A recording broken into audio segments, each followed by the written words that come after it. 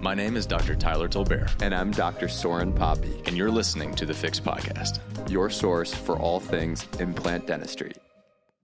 And welcome back to a special episode of the Fix Podcast and the All In, All on X podcast. So if you haven't heard of this show, it started fairly recently, I think like early September, and it's already really taken off. It's gotten a lot of traction. Dr. Adam Hogan, we've interviewed him in the past, and he's made a lot of waves in our industry, and he's talked to a lot of prominent dentists and clinicians out there, and he's all about going all in, putting all the chips on the table. And I would love to hear from him more about that, more about his philosophy around the podcast. We're going to talk all kinds of stuff. We have lots of topics to cover here, but I want to take over because this is going to be a simul post between both shows to help spread the wealth and talk more about full arch and the real world behind that. So, Dr. Hogan, welcome to our show, and thanks for having us on yours. Yeah, it's great to be here, and what you meant to say was welcome back to the All In, All on X pod, right? Okay, all right. Fair play. You guys are the wily veterans of pod. I think I'm the veteran of dentistry, and I think we'll make a great show. Yeah, absolutely. You got it. So yeah, just to start, could you talk a little bit about who you are, and we'll talk about who we are, of course, and then have that kind of lead into your reasons for starting the show and what it's all about and the kind of messages you're trying to get across. Yeah. Well, it's good to talk to you guys again. First of all, I think we did talk a few years ago on a different pod. You guys were working under a different name, but yeah, Adam Hogan, run full implant choice in Virginia Beach, Virginia. It's a full arch implant only practice here, and the Atlantic Implant Institute, which I'm really proud to say has a very comprehensive training program for full arch, very methodical approach to learning full arch in a 5-part series. And then we've got an office lab, 7 Cities Dental Arts, and now we've got the All In, All on X pod. Yeah. What about you? Awesome. You guys have 9 offices. Yeah. Yep. Right. So yeah, it's we're full-time content creators, and we do some dentistry on the side. But yeah, so Soren and I, and we have a third partner who's been on the show a few times, Dr. Caleb Stott. We are the founders of Smile Now Dental Group. And so we've got 9 offices, mostly concentrated in the Pacific Northwest. We do have some as far east as Milwaukee, but we're focused on implants. Of course, we do a whole lot of fixed full arch. That's probably about 85-90% of the production in our offices. We also do singles, some overdentures here and there.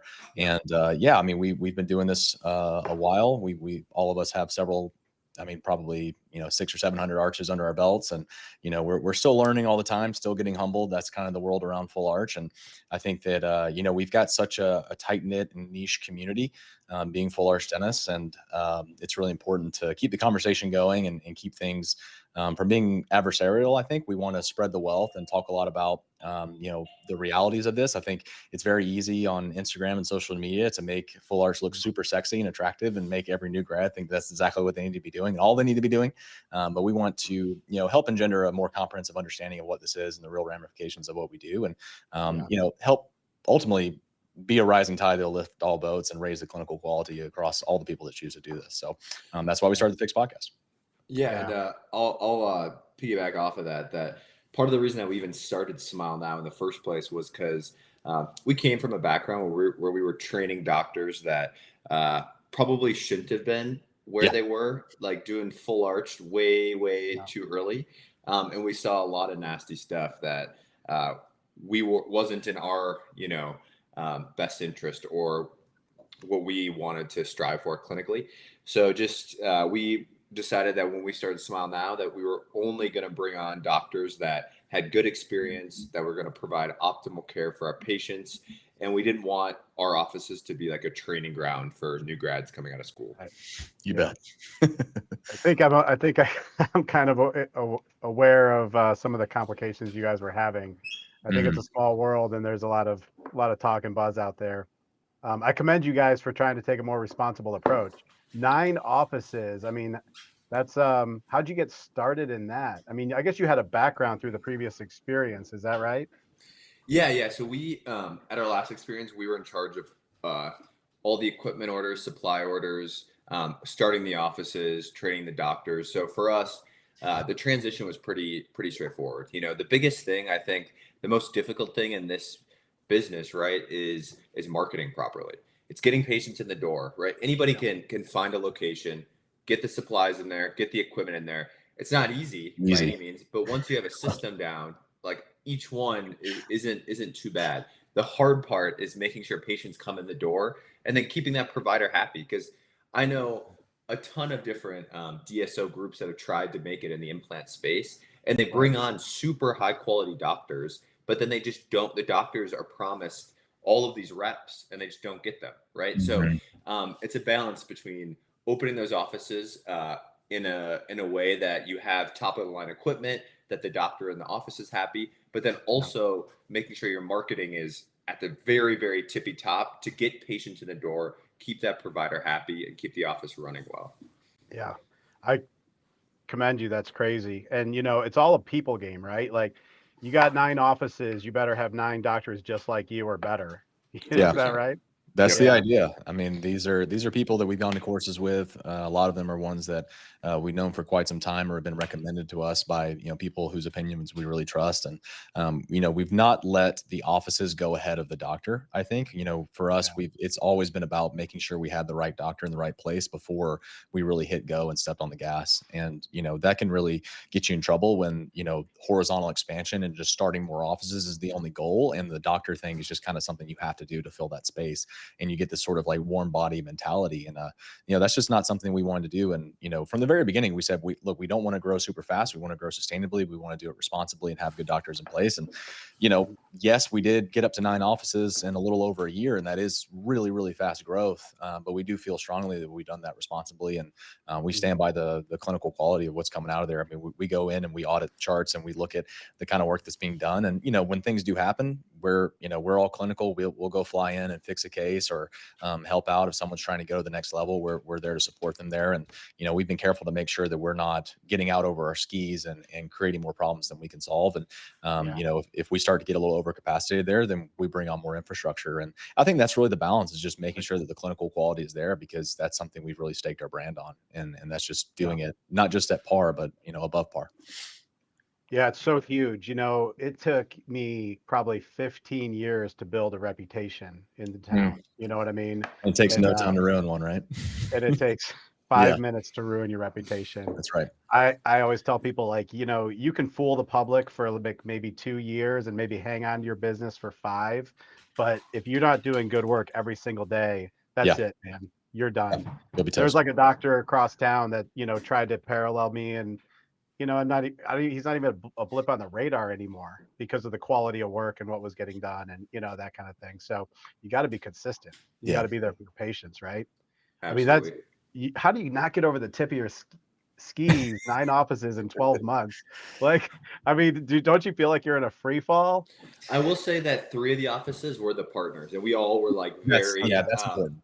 And I would say the 9 offices were over 2 years, not 12 months. It was 24 months. We're at 2 years right now. So we did 4 or 5 the first year, with 3 of them being ours, right? So those ones were pretty straightforward for us to run. And then over the last year, we've done 1 a quarter. 1 a quarter is a little bit more sustainable. Don't get me wrong. I mean, there's days that we're working, 7 days a week, and we are grinding. Luckily, me and Tyler don't have children.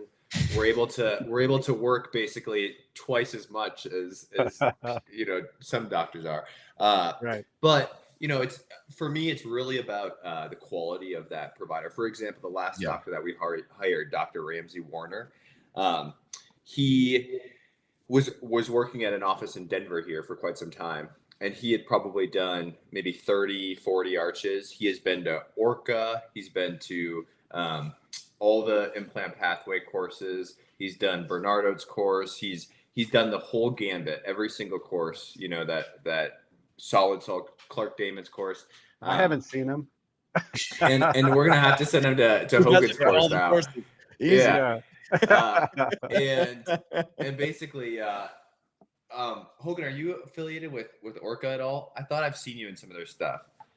No, I'm not. I've separated myself from that group. Okay. Yeah, we can get into it a little bit, but they got some good things going on. Yeah. Regardless, basically he went above and beyond to get the good experience, get his groundwork under him, and we were comfortable vetting all of his cases, making sure that, he did quality work. And that's who is a doctor that we want to hire on to our offices. Yeah. Not somebody that's been like, hey, I've placed an implant at a weekend course. Yeah. I think, let's do some full arches. It's one thing to take on the responsibility of the business itself and getting patients in the door and making sure the right staff and things are there. It's a whole nother thing when you're having to hold the hand of somebody clinically. When you're trying to do both of those things at the same time, that's when you're asking for a house fire.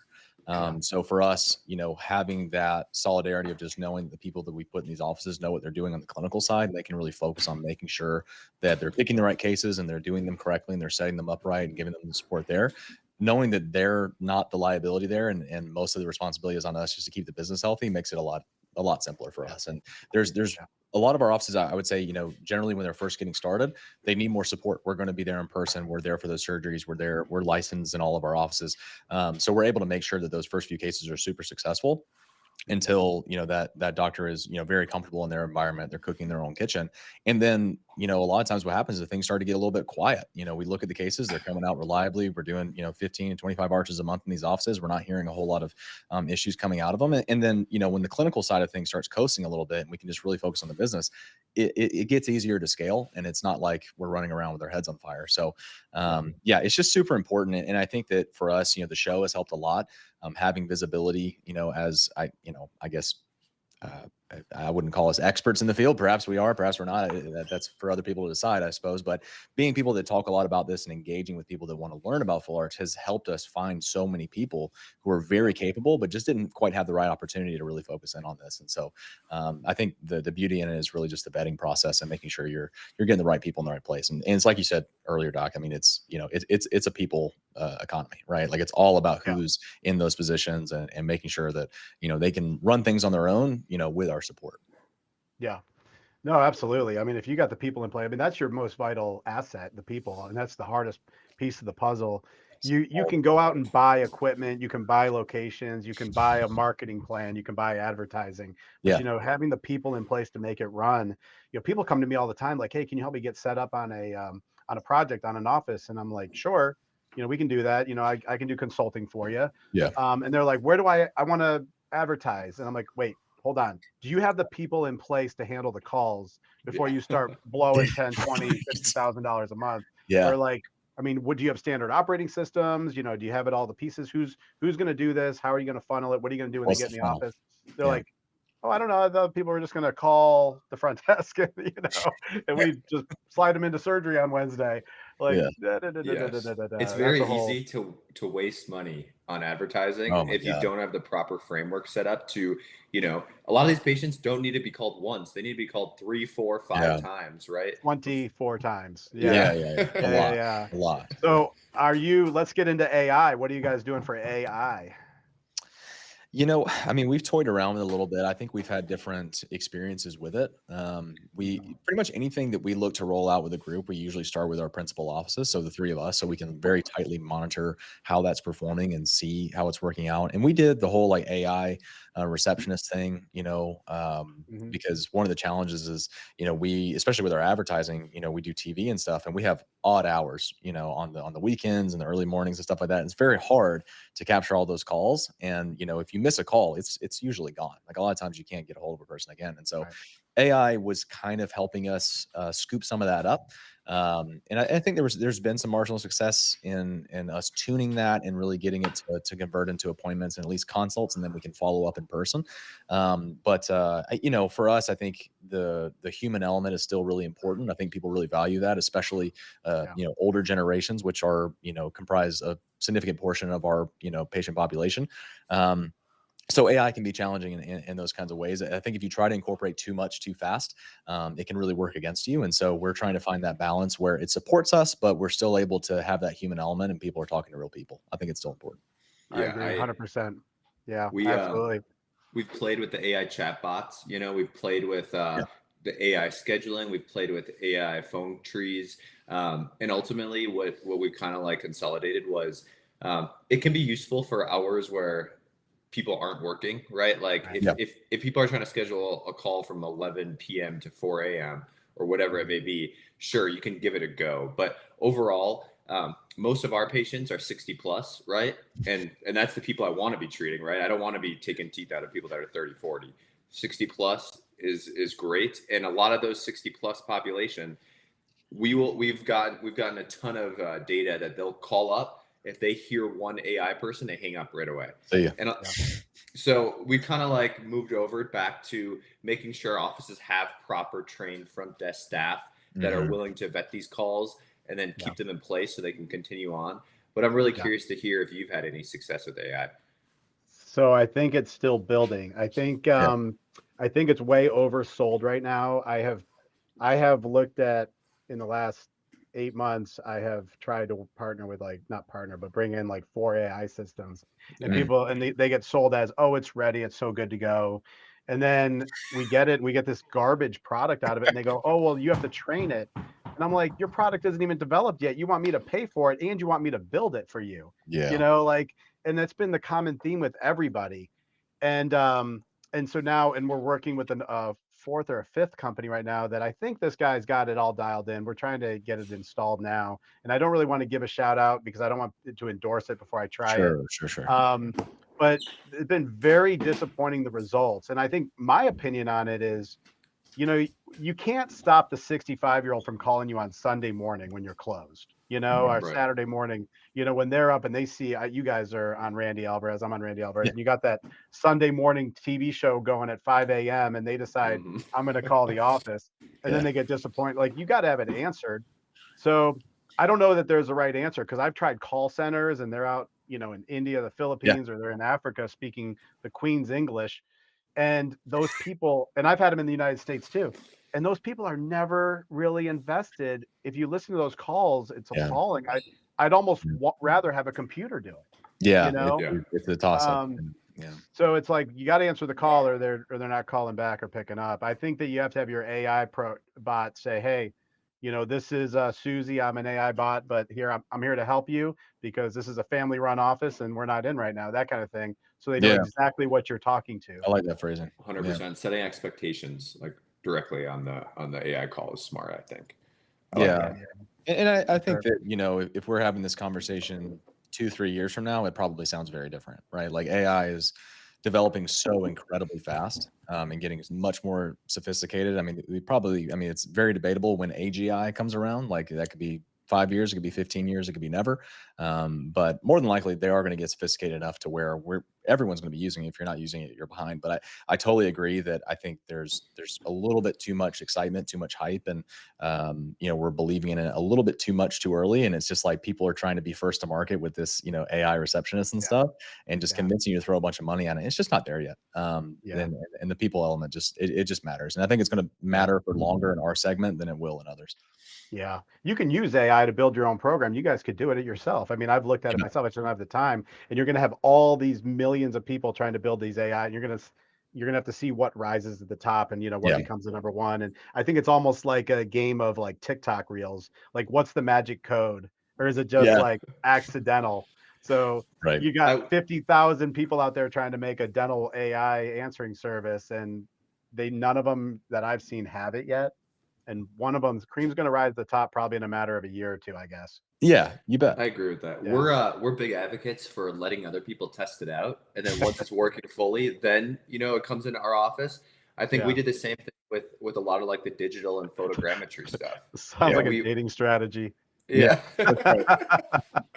I mean, with digital, we were definitely like slower on that train. We were doing analog for a long time, and then once photogrammetry came along and a lot of the other things to make the digital process a lot more simple, we're like, perfect, now is the proper time to jump in. We jumped in, and we probably had 100 less issues than the people that were, you know, trying to do a perfect scan and mesh it without photogrammetry and make a, you know, arch out of that. It didn't work. So I think I agree. AI will come around, and once it's perfect, that's probably when we'll start incorporating more. Yeah. Digital dentistry. It's crazy what people think of when they think of digital dentistry. I'd like to get your opinions on this. Yeah. Because I educate on digital dentistry and digital full arch. I'll take you back a little bit. I mean, I've been doing this I did my first all-on-4 in 2003. Okay. Miserable failed experience, by the way. I don't think the technology and the workflow was really there to even support it on a regular basis until maybe 10 or 12. At Right. least, for most people in office. That's when I got my first printer and I started doing my own exocad design and stuff like that. Yeah. And it's just really taken off since the advent of true extraoral photogrammetry. I want to say Yes. extraoral photogrammetry, Yeah. not intraoral photogrammetry. I Right. think the word photogrammetry in the last 18 months has just been like a trademark stamp, like, oh, I use photogrammetry. No, you don't. Like, you're just using that word. It's Mhm. not, you're not doing that. We can have that discussion. I can go down that rabbit hole all day long, Mhm. but when I was in analog, I was going to quit full arch, man. I was doing this stuff when, doing one arch a month, like 2012 or something like that, no problem. Trying to do like 10 or 20 At arches a scale. month Yeah. analog, It's hard. like, like Yeah. just right in the jugular right now. I almost went back to general dentistry before photogrammetry came out. Oh. I was just like sick of it, in the office all night long. My wife's like, you got to choose, the office or me, Yeah. like, Yeah. pouring models. I used to have these bins they were like 15 inches. You could put an articulator in the bin plus maybe 12 models, and these bins were overflowing. Oh my God. Oh, it was Yeah. a mess. Couldn't Yeah. imagine. But people Well, don't hey- even know right now. Like, I was at a study club last night, a local study club. Not going to say who, not going to say where. The doctor that was lecturing up there was saying how they're fully digital. And I'm looking at the presentation and I'm like, dude, this is like 15% digital. This is like so 2010, Mhm. and he believes it, Yeah. that he's digital. And I'm like, what, that you have an intraoral scanner? Like, Right. Right. like just Totally agree. educating the masses. We have to get people up to speed, don't you think? Yeah. Yeah, I think the whole digital world is there is so much benefit, especially to like things like full arch dentistry, that if you have your proper systems down, you can eliminate not only a lot of issues for yourself, but a lot of issues for patients as well, right? Patients don't want to break a prosthetic, come into your office and have to sit there for 4 hours while somebody is like trying to put acrylic and On put a it back repair together grid. Yeah. and then Yeah. stick it back in your mouth. They want to call up, say, "Hey, I broke this. Perfect." You print a new set. They walk in the door, place a new one, send them on their way. Ready for Right. you. So yeah. Um, 15-minute and appointment. those are the things that I think that it's not only like it is much better for the clinician, right? But also for the patient experience. And the thing is like educating patients because they just don't know, right? They don't know that if they go to Joe Schmo on the corner that just started full arch and he's converting dentures, right? And doesn't really know what he's doing to like somebody else that has an implant center, has photogrammetry, has mills, has 3D printers.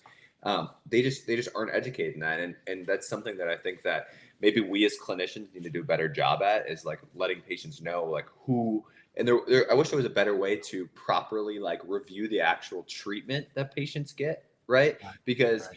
sure, you can have 300 Google reviews, but if you've done 2 full arches before, this is the patient's third time, third arch, and they come in there thinking that you're the bee's knees. It can end up in a really disastrous situation for that patient because they Yeah. might not know how to fix problems that they create.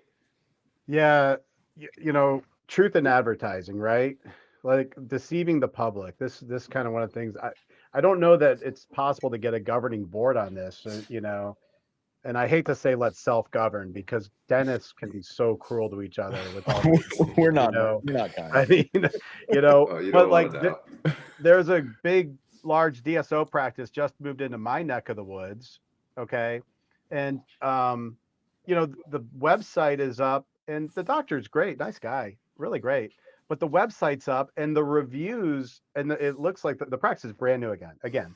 And they brought over the reviews from other cities about the practice. And I'm like, we're not really talking about this practice, this location, this doctor, So, and it's just like, and they put out, and I know competitors in town, they go, I'm fully digital. I'm like, I know you don't have photogrammetry. I mean, like, and I know you don't have an in-office lab, and they'll say everything's made here, and I'm like, please, I know people that work there. The only thing you have is a 3D printer, Yeah. like, you know. So the truth in advertising just blows my mind. Like, Yeah. and I don't know. I'm just back here and I don't know that you can do anything about it, but I'm just back here in my own world, just like taking note. Like, wow, there's a lot of claims out there, and a lot of claims of people saying this will last forever. What do you think about that? I tell patients straight up, every patient that comes in my door that asks me about that, I tell them we have no idea how long this is going to last. Sure, there's a good chance that that zirconia prosthetic I make you could last a very, very long time, right? But the implants under them, Yeah. those are the ones that aren't going to stand the test of time, and it really is going to come down to how well you take care of them. And I can't promise you anything as far as that goes. So I hate when places advertise that it's going to last a lifetime, because we're clinicians, right? We don't know. If you go get your knee replaced, the hospital isn't going to tell you that knee's going to last your lifetime, right? No, No. no. So why are we No. telling patients that these screws in their mouth are going to last a lifetime? I don't think it makes any sense. Yeah, it's irresponsible, but I think it kind of goes back to what you were saying really early on in the show here, Dr. Hogan, is, you can fake it for about 2 years. You can fake it and you can sling arches and you can just keep screwing them in, and patients are going to seem really happy for about 2 years. But once all that starts coming back to bite you, like, things go up in flames really fast. And we've seen groups come and go, and they grow really fast. They'd be making a whole lot of money, getting a whole bunch of reviews, and then they're out, and you see the news article about all these abandoned patients. Like, these things happen. And Yeah. I think that over time, people doing it correctly, with setting the right expectations and doing the right things to make things last long term, and doing things when they're actually necessary, that will stand the test of time. And you just have to stay the course on that. Don't get distracted, I think, is the important message. We're dealing with that right now in our Milwaukee clinic. Eon was a group out of Chicago. Have you heard of them, Dr. Hogan? No, I have not. So they had about 8 offices in the Chicago, like, southern Wisconsin region, and then they just closed all their doors overnight. Didn't send the patients a letter, didn't do anything. And So, guess who's then managing those patients? They come into our office, right? They come into, like, the affordable and clear choice, and a lot of the bigger DSOs, they just straight up tell them no, right? We're like, okay, let's see how we can help you. See, like, if there's maintenance protocols, we're absolutely not going to, like, take on somebody's warranty where people promise them the lifetime warranty, right, and then close their doors. Right. I'm not going It's to just that. yeah. Yeah. But we see it. We've seen it a lot. We've helped to manage some of those situations, and it's really unfortunate for the patients that are stuck in the middle of it, because they listen to the providers. They hear that they're going to have these teeth forever, and that person's going to be in that chair forever to support them, and then overnight that could be gone, and it's unfortunate. And so much of it is marketing. I know I have the conversation at least once a week with a patient that is convinced that they need to do this so they'll never see a dentist again. And when I tell them that's not the case, and there's no magic bullet, there's nothing can be done, they get frustrated. They get mad at me, and I just you can't take those kinds of cases on. Somebody will. I'm sure it's going to get done down the road. But I'm having that conversation all the time. I know the message is getting across, and it's not something we can really reverse. It kind of has to will itself out. I agree. I've seen so many places close down. The cheap, the cheap all on four, the quick fix all on four, the $15,000 arches, $12,000 arches, $9,000 arches. First of all, we in dentistry, we know that that's a sham. We know that there are add-on fees later, and you're paying for tiered treatment, and you can upgrade and blah blah blah. Right. We know that to be true, but I can't tell you how many times I've seen somebody come in less than 2 years, things are breaking, need a revision, and my policy typically is I'm just going to pull everything out and do everything over again. I'm not working on old implants usually. Yeah. Almost never. I can't remember the last time I did. But Very. you might call that office and just find out the records or what happened. They're closed. They're Yeah, gone. Like, Yeah. they're not here anymore. So Yeah. I mean, I'm going to put a message out here on your pod and mine. If you think that you're going to get rich quick selling 99.99 arches, work on finding your next career. Okay. Yeah. This Just have an all exit this is plan. work. Yeah. Have an exit plan right now. Yeah, have an exit plan right now. It's And the ones that do that, the most pervasive ones of doing that are the ones that are just looking to sell to an equity group in 2 years. Like, they don't care about the patients. They're like, oh, look at my book of business. Look at all my revenue. Okay, I want to sell out. Yeah. No, I agree, Yeah. 100%. And what's scary about that is there's actually an office. There's 2 here in my neck of the woods in Denver. One is $12,000 zirconia with sedation, mind you, and General sedation. I'm just like, okay, first off, the second one thing goes wrong with that case, if one implant fails and you have to remake that prosthetic, you're underwater. Like, maybe not quite, right? I don't know what their margins are. I don't want to like assume anything, but it's just not sustainable, and it's like you said, a revenue boost where they can look really good for a period of time, and then the second something drops, it's like it's going to be a storm. When all the people start coming back with fixes, they're not going to be, they're going to be in the red on the balance sheet really quick on the P&L. Yeah, 100%. That's the shame. And I think I think young docs need to know that. I think it's our job to let them know that this is work. I mean, I think there's money behind this for sure, but you're not gonna. It's not like you're just gonna like hit the lotto on dentistry. I mean, you got to keep on putting in the work or find someone that will, right? Right, 100%. And I don't think people talk a lot about like the mental strength it takes to do these cases. There is a hell of a lot of cases, right, that they probably don't go like on the x-ray. It's like, oh, this case is going to be a slam dunk. And then you get in there and all of a sudden you can't get torque on your implants and like it becomes a mess. It's not fun to have those conversations with patients after. This is like, it can look pretty on Instagram. It can look easy on Instagram, but there's a lot of days that I, go to bed and I'm like, man, that was a tough day. Like I wish I was, doing crowns today because I don't have to tell that patient like, hey, we decided in your situation that maybe it's better that we didn't load your prosthetic that day. And that doesn't happen often by any means, right? But when it does happen, it's not a fun conversation. It's not a fun conversation to look a patient in the eye and be like, hey, listen, we've lost a couple implants. We're gonna have to replace those and start from ground zero again. And that's the stuff that people jump in because they see it on Instagram and they get to sling a bunch of implants and do all this stuff. But I've seen more like, we kind of talked about before, Tyler and I, we were helping hire these doctors. I've seen more and more doctors come in, do this for 3 months, and then head back to general dentistry. It's the capacity, it's the mental strength to be able to deal with the hard cases. That's the hard part. Yeah. We are I'm loving this because of the people and that mental strain, but also it's like, I mean, that mental game, but also you got the strain with that as well. I mean, I just came into my office and I mean, let's just say it's a happy experience. And usually I wouldn't do this. It's the people that keep me doing this. But I just came into my office and I happened to bump into a patient and she just went on and on and on with, accolades and laurels for us. And I'm just like, come on, it's like hard to hear, but it's so like where she's identified, starts telling me the history of when she was a kid and all this stuff, and you just get sucked in and drained of emotion.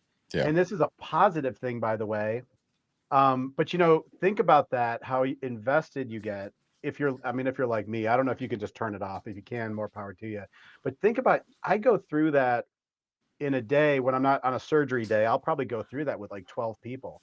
And maybe one of those people is having a problem too. And at the end of the day, you just go home and you're just like so tired. It's been a really good day and I love what I do, but you're like, I'm tired. That's the reality of it. The work that goes into it is way more than what people think if you're into it. And then you could go the other way and not know any of their names and be cycling through surgeries at $99.99 an arch. And I think that's a different kind of wear and tear. Yeah. Right. I agree.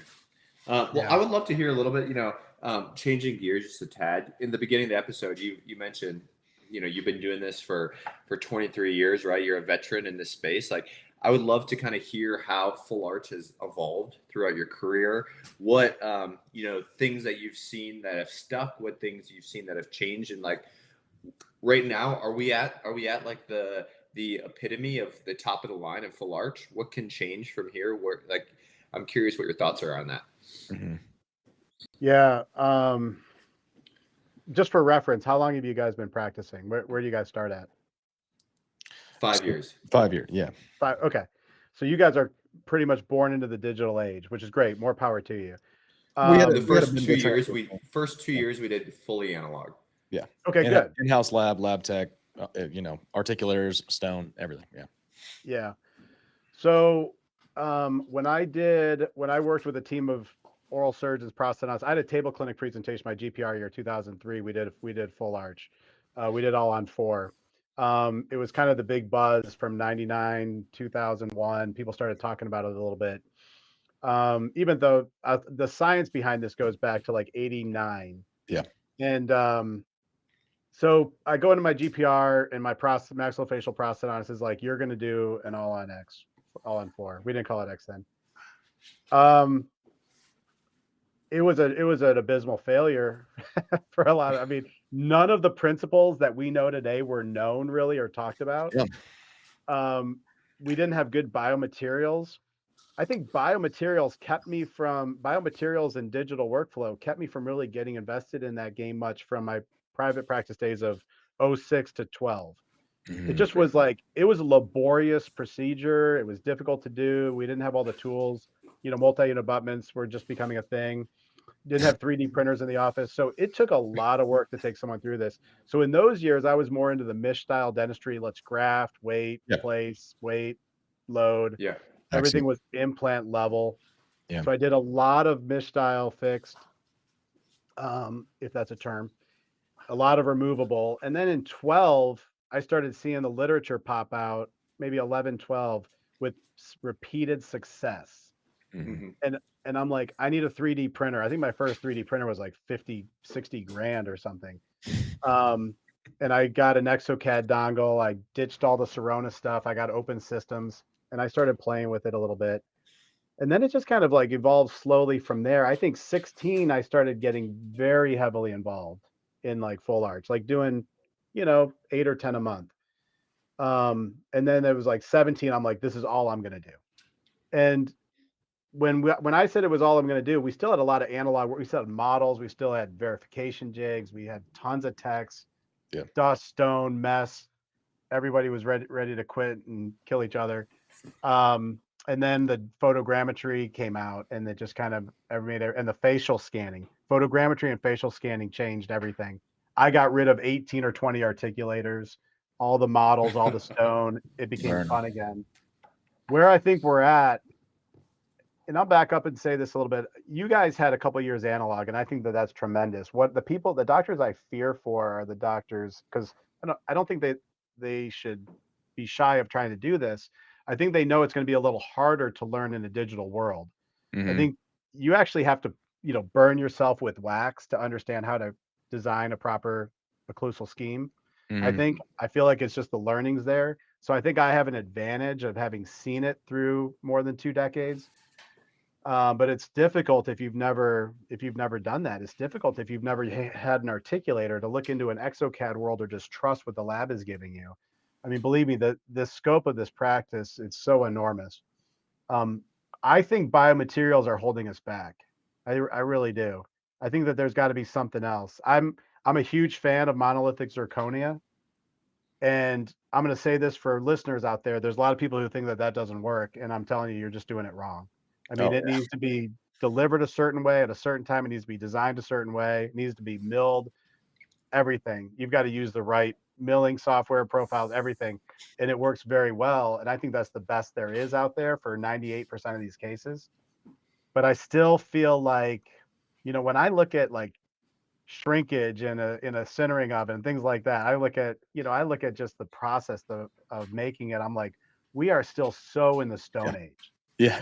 How in the hell is this actually precise? How in the hell are we calling this precise? Yeah. And we work so very hard, and they work. I mean, I've got like, I don't know, 3,000 of these things out there. They work, and every time one comes loose and I take it off and I look under it and I'm like, no chipping, everything's great, everything's fine. Just put some new screws in there, put it back on. It's working, but the effort that we go through to get it is tremendous. Yeah. No, I agree with that. I think that we'll see definitely, like you said, improvements in biomaterials, improvements in printed resins, right? Stronger, better printed resins that'll last longer. I also think that I really, really like the idea of us incorporating AI, not into just like the front desk, but also into the lab workflows. I would love a system that could track the occlusion of a patient, right? see where stuff's hitting. Maybe after you deliver your prosthetic, it tracks to see, excursive movements, checks everything for you, and then tells you like, hey, this zirconia has an X percentage chance of breaking, and these are the changes. Like that's the stuff I think, like, if you look at different tech companies, right, they're way above and beyond that. And I'm really surprised that stuff like isn't more incorporated into dentistry. And I would love a situation where you could, patient would come in, you could scan, you put your implants in, get your photogrammetry, and then the AI software just puts together a perfect full arch for you that takes into account all of the patient's forces by measuring all the guidance, and then creates a prosthetic for you. And I think that we'll probably see that in the next 5 to 10 years, or at least corporations. You think too? I think maybe too. So I've seen full arch AI at work right now, and it's not released yet. I think it's just a matter of time, because AI, when you're doing AI, when you introduce it, just grows exponentially. And I've seen where they're playing with it. I've seen it in action, and you're basically going to get AI spitting out designs, and designs now are just going to start approving 10 or 100 sets at a time. And that's the way it's going to go until the AI is just so perfect, so that's coming. In fact, I've had lab techs say, hey, I want to go learn design. And I'm like, that's fine. You do anything you want to do, but understand that you might invest a lot into learning how to design over the next 12 months, and then it becomes almost obsolete. But by the time you're good, by the time you're good at it. So that's you got, and I think that there's still a lot of time left for lab techs to be hands-on with their craftsmanship with porcelain and print resins and zirconia. So the simple fact of the matter is that dental industry is so small. So I was recently out talking to AI robotic company, a medical AI robotic company out in Silicon Valley. And, I was looking at things that we could develop, things that I could be involved in. And because I had some ideas on ways to grow this space. And I'm not surprised I got hit with this. In fact, I kind of knew I was going to get hit with this before I went out there. The dental industry space is so incredibly small that nobody's really willing to invest, $400 million or $1 billion into creation of these kinds of, into improvement of this workflow. Whereas the company I was talking to, they're heavily invested in, cardiovascular and orthopedic research, AI and robotics for that stuff.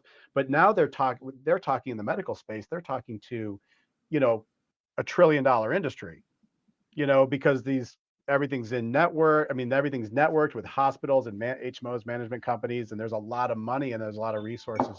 Like if they develop something, they can easily sell it. In dental world, it's going to move a lot slower, unfortunately, just because we can't get the dollars behind it to get it pushed through.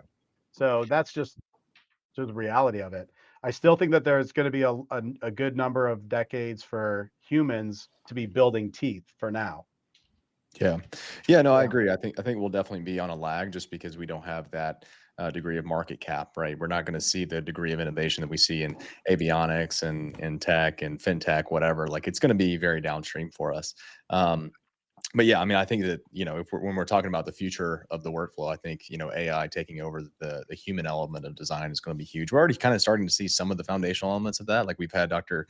Sven Bone on the podcast, who's doing a lot of some really amazing research out of, I think he's in Billings, Montana. I can get that wrong.